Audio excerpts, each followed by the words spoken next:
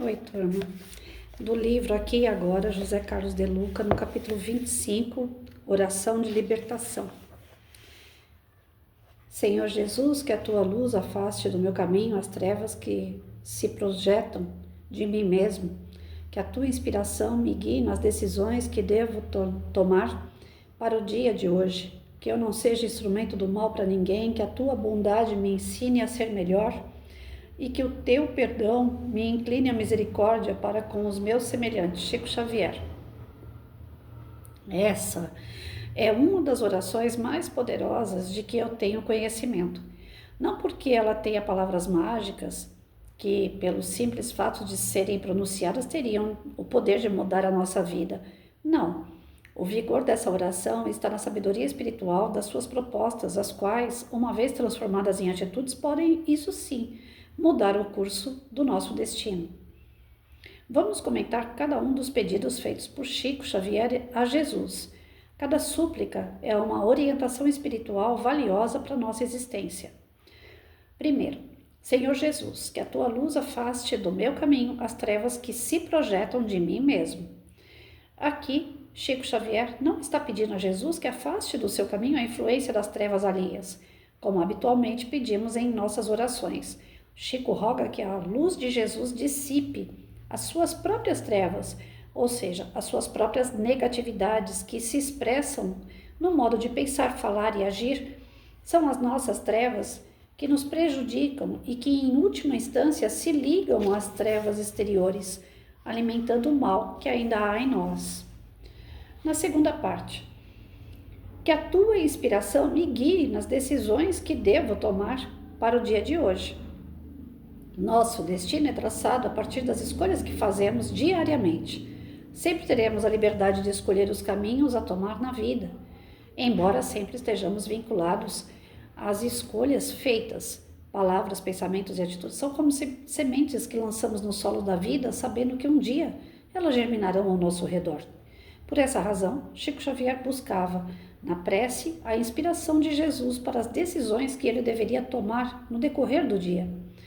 Quando nos ligamos mentalmente a Jesus, entramos em contato com o seu psiquismo divino, o que nos ajuda a ter o discernimento necessário para tomar as melhores decisões. Devemos também, além de orar a Jesus, consultar o seu Evangelho, que é um verdadeiro guia de conduta, um manual de evolução espiritual para a felicidade, a nos orientar às melhores rotas existenciais. No terceiro, que eu não seja instrumento do mal para ninguém. Comumente pedimos a Jesus que nos livre do mal dos outros. Chico, no entanto, vem pedir auxílio ao Cristo para não ser instrumento do mal ao próximo. Isso não é apenas ser bom para o outro, mas também ser bom para si mesmo, pois o mal que faço a alguém implica o retorno do mal a mim mesmo, decorrência da lei do karma. Como não quero o mal a mim, não faço mal ao outro. Na quarta parte da oração.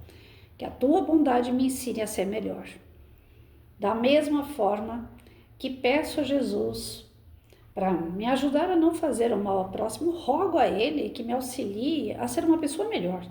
Sem a pretensão de ser perfeito, vamos nos empenhar não em ser melhores do que os outros, e sim em ser melhores para os outros.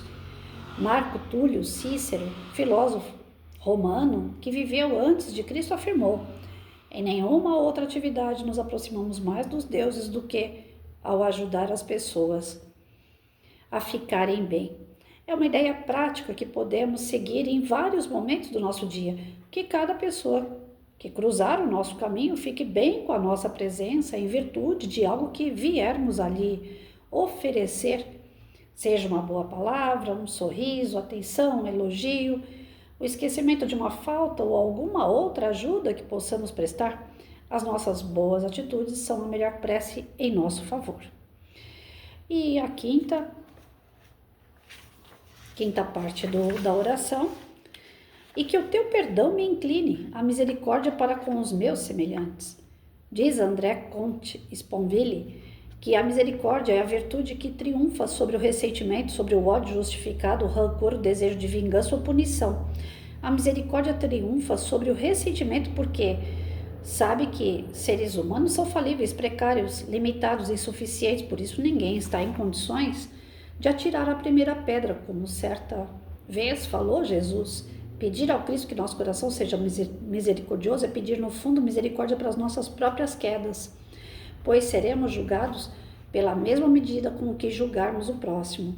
É possível verificar, pois, porque o conteúdo dessa oração de Chico nos abre as portas para a libertação espiritual do sofrimento resultante de um modo de vida egocentrado e que nos afasta das correntes divinas da paz e do bem.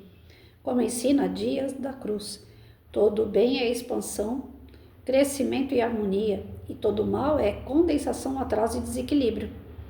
Eu quero apresentar um roteiro de vivência prática dos 5 pedidos constantes da oração de Chico Xavier, mas farei isso no próximo capítulo. Você me acompanha? Acredito que vai valer muito a pena.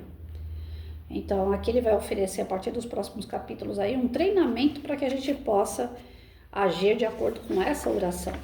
Então, voltando aqui, primeiro item da oração do Chico, segundo o De Luca, é uma oração de libertação, né, de desprendimento desse corpo, dessa vivência que nós temos, para uma vivência ser explorada de uma forma melhor, mais ampla, mais verdadeira, ligada ao campo espiritual. Então, no primeiro ele fala: Senhor Jesus, que a tua luz afaste do meu caminho as trevas que se projetam de mim mesmo.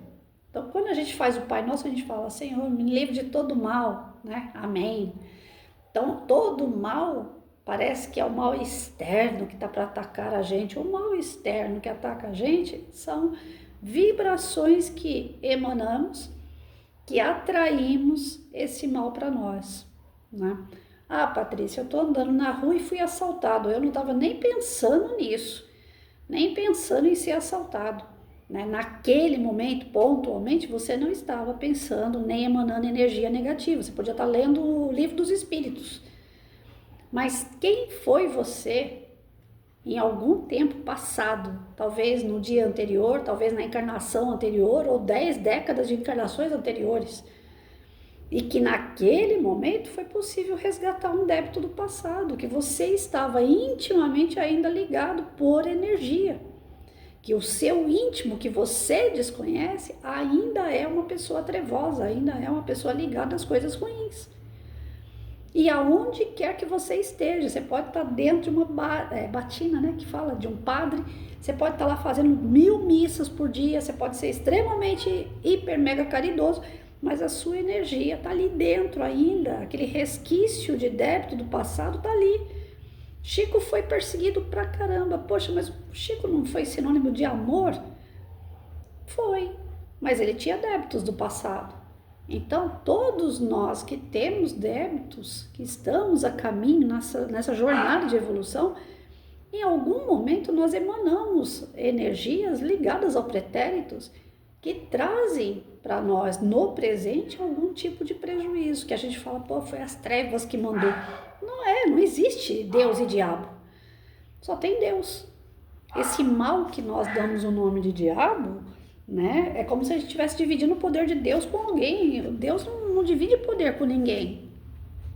O mal existe porque ele existe em nós. Nos lugares, nos planetas mais desenvolvidos, no campo espiritual mais desenvolvido, não existe mal. Ali não tem ninguém fazendo mal para ninguém, não tem assalto, não tem violência, não tem estupro, não tem nada disso. Porque não tem no íntimo daqueles espíritos a maldade. Então o mal não existe. Se a gente quer um lugar bom, a gente tem que fazer esse lugar ser bom. E ainda assim, de acordo com os débitos do passado, alguma coisa ainda vai vir. Nós estamos saindo do planeta de provas e expiação, dessa fase do nosso planeta, para uma outra fase que é a regeneração. Os espíritos constantemente vêm e trazem a notícia para nós. Não fiquem aguardando a regeneração como se ela fosse o ápice de um desenvolvimento e que vai todo mundo viver harmoniosamente bem. Não é assim. É um processo. Então, vai sair um monte de espírito atrasado do nosso planeta, que vai para um outro planeta, que vai ter outras experiências, vai ter uma limpa. A separação do joio e do trigo está acontecendo. Mas os que ficarão aqui não vão estar totalmente livres do mal, porque existem ainda espíritos com a maldade que vão ficar aqui, que não são totalmente mal, mas que ainda têm os seus ímpetos, né, os seus altos e baixos, tipo corrupção, o cara acaba, né, sucumbindo a uma missão, sucumbindo a um tipo de... Ele está passando por uma prova e ele não consegue passar e gera um atrito, um conflito, um desentendimento. Então não vai ser mais essa coisa exacerbada que nós estamos vendo. Não vai ser essa violência toda que a gente está vendo, não vai ser. Mas que ainda vai acontecer algumas coisas ruins no nosso planeta, mesmo sendo regeneração, vai, porque é um processo. Não é assim, sai do campo de prova, expiação, entra a regeneração. Não é assim.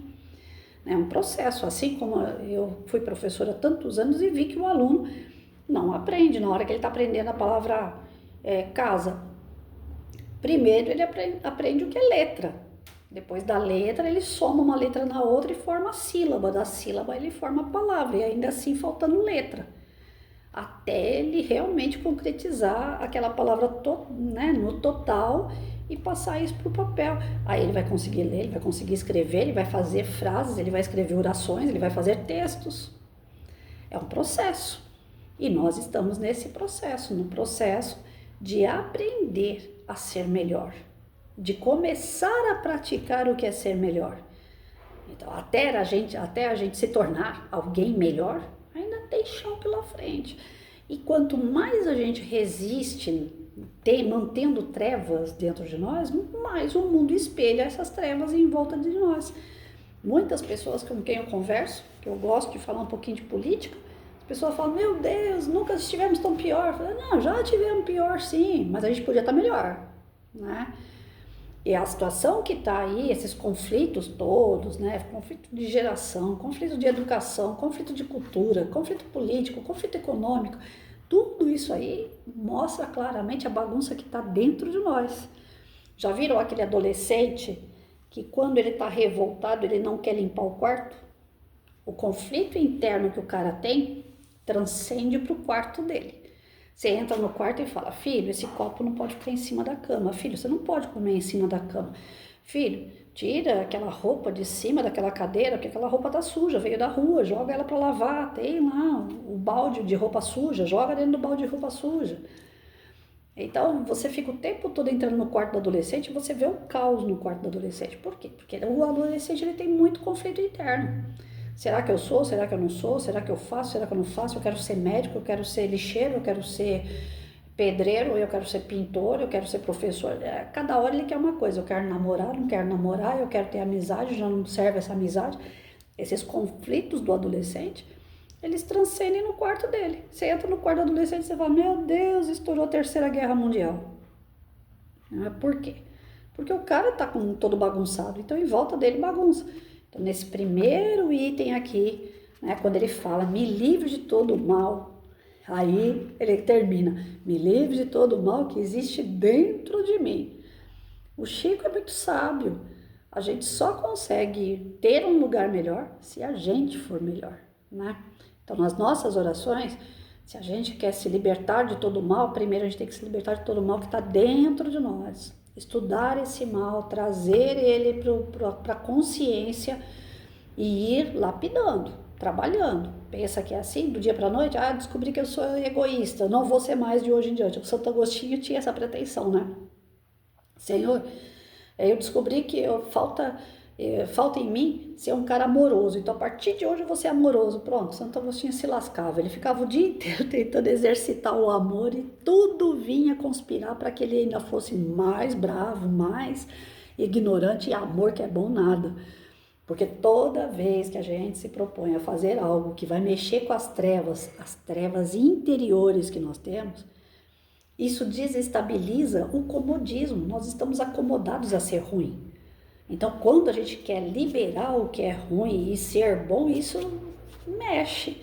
Uma casa que você vai fazer uma reforma, você quer tirar uma janela e colocar outra. Aquela janela que você tem, ela tá quebrada, ela tá emperrando, não tá bom.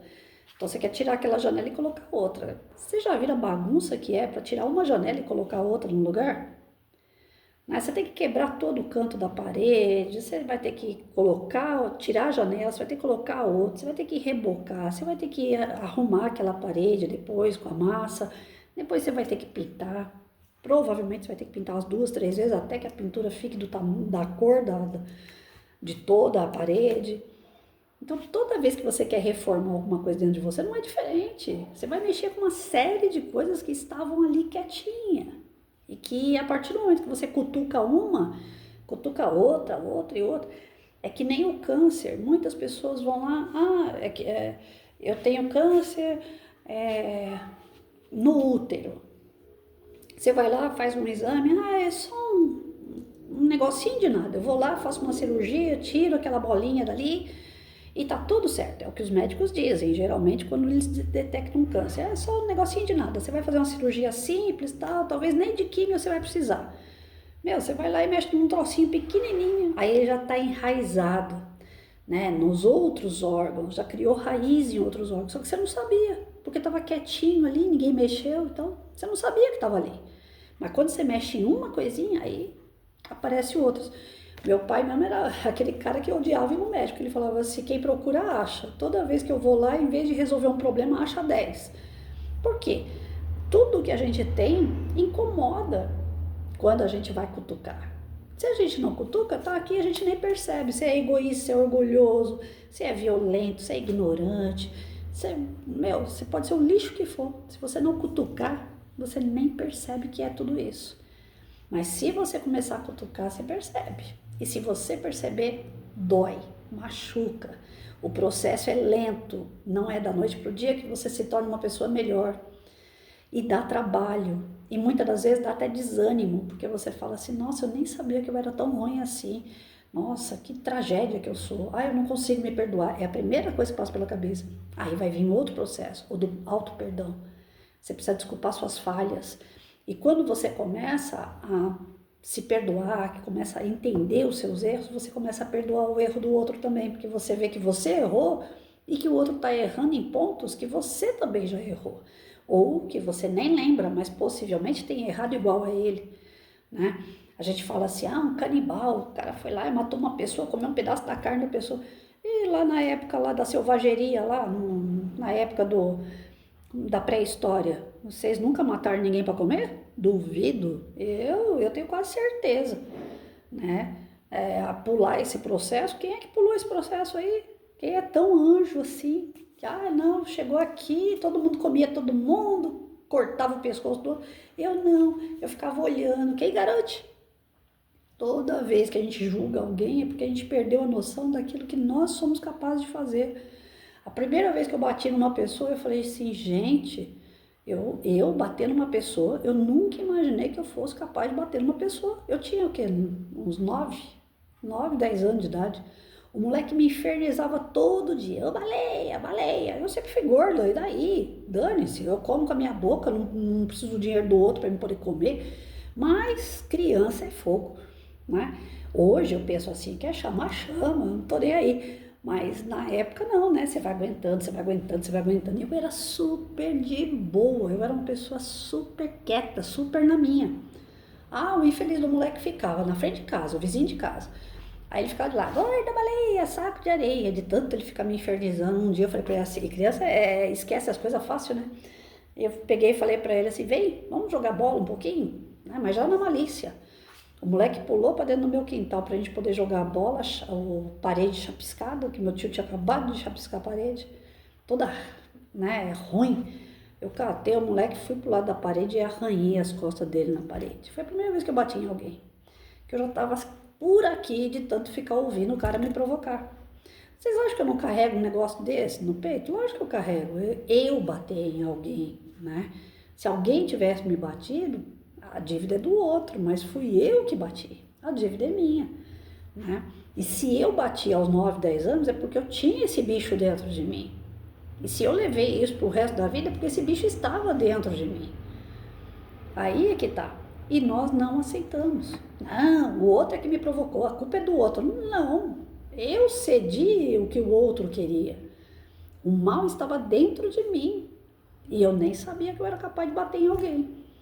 Mas naquele momento eu fui uma fúria. Então, a gente desconhece aquilo que está dentro de nós. E aí a gente olha para o outro e fica, né? Nós vamos chegar nessa parte aqui, onde ele fala que o acusador esquece que ele também é acusado. Quando a gente acusa alguém, nós esquecemos que nós também temos os nossos débitos. E não é só dessa vida, é de várias que a gente nem lembra. Na segunda, que a tua inspiração me guie nas decisões que devo tomar para o dia de hoje. Então, toda vez que eu tiver que tomar uma atitude, uma decisão, uma fala, que eu tiver dúvida, né? Porque tem coisas que não, eu tenho conhecimento, fiz faculdade, eu sei que a África fica em determinado ponto do continente e pronto, isso daí eu não preciso perguntar para Deus, beleza.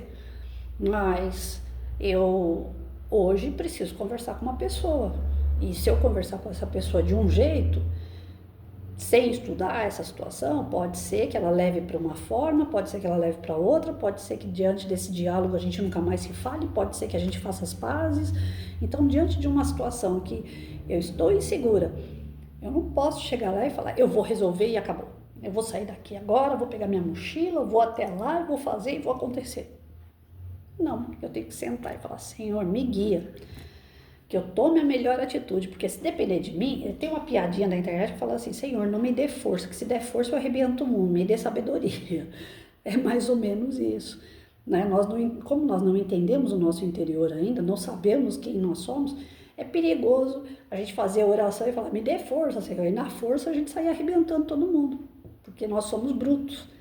Então não, vamos pedir discernimento, vamos pedir a Deus que Ele nos intua, que o bom anjo de guarda esteja ao nosso lado, sempre nos induzindo, né, conduzindo, intervindo, para que a gente faça menos bobagem possível. Ah, mas o anjo de guarda pode impedir você de fazer alguma coisa? Não, ele pode intuir, ele pode intervir, mas ele não pode impedir. Ele vai acabar deixando você fazer se você for teimoso. E se você fizer algo de errado, você sabe que as consequências vão vir também. Para isso é que a gente estuda. Na terceira, que eu não seja instrumento do mal para ninguém. Então, instrumento do mal, porque o mal está dentro de mim. Volto a repetir. Né? Então, Chico falava que eu não faça o mal para ninguém, que esse mal que está dentro de mim não faça mal nem para mim e nem para os outros. Né? Que a tua bondade me ensine a ser melhor, ou seja, que Deus esteja presente na minha vida o tempo todo. Que tudo aquilo que acontecer, seja aparentemente ruim, né? Ou bom, que venha para o proveito do meu espírito e não da minha carne. Eu ser melhor não é melhor enquanto financeiro, enquanto material. Isso daí a gente precisa para viver aqui. Mas sim, enquanto melhor em espírito. Que Deus esteja presente na minha vida para eu ser melhor em espírito. E que o teu perdão me incline a misericórdia para com semelhantes. Então é nesse ponto aqui que eu falo. Que nós precisamos ter essa misericórdia para com o próximo, porque nós erramos também, nós também falhamos. E toda vez que a gente falhar, a gente sempre tem a cara de pau de falar assim, Senhor, me perdoe à medida que eu perdoo o meu inimigo. A gente está perdoando o nosso inimigo mesmo? Será? No Evangelho segundo o Espiritismo está lá. O problema não é só quem faz o mal, o problema é quem deixa de fazer o bem. O mal, você não pode combater com o mal, mas você deve conter o mal. Então, o que a gente precisa ter na mente? Que nós não devemos fazer o mal, nós devemos fazer o bem. Nós devemos conter o mal, nós não devemos fazer o mal. Tem algumas distorções nessas frases que as pessoas utilizam no seu dia a dia de acordo com a sua conveniência. Então, lembrando que toda ação tem uma reação, todo que planta, colhe.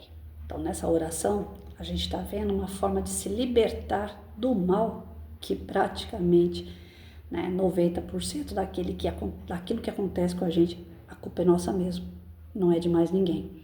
Mas se perdoe, tenha misericórdia para com o próximo, faça o bem incessantemente, ore a Deus pela sua intervenção, pela sua proteção, mas que Ele principalmente nos perdoe pelas nossas falhas de pensamento, de atitude, que Ele nos dê condições de ressarcir as nossas dívidas com honra, que a gente seja honrado na hora de ressarcir essas dívidas, não fique que nem uma criança mimada, chorando, ai Senhor, tira isso de mim, não. Já que o Senhor colocou, já que o Senhor permitiu, Então me dê coragem, me dê discernimento, me dê ajuda para que eu possa passar por isso, aprenda com isso e nunca mais eu vou repetir, né? Tirar essas trevas de dentro de nós, tirar de dentro de nós todos essas coisas que já acompanham o nosso espírito praticamente desde quando nós fomos criados, simples e ignorantes nós estamos até hoje. Não digo mais simples, porque a sabedoria está sendo desenvolvida, mas a moral ainda está muito longe. Quando, se, né, grande parte de nós realmente viemos lá de capela e viemos pela razão de que o nosso avanço intelectual tinha sido conquistado, mas não moral, me parece que muito pouco ainda foi alcançado dessa parte moral. Ou seja, será que nós vamos ter que ser mandados de novo para outro planeta atrasado para tentar desenvolver essa moral? Porque pelo amor a gente ainda não está conseguindo. Mas Patrícia, nós estamos sofrendo, não está sendo pelo amor, está sendo pela dor, não. Ainda está sendo pela misericórdia de Deus. Porque cá para nós, gente, voltar à selvageria, fazer foguinho, eu acho que é bem pior.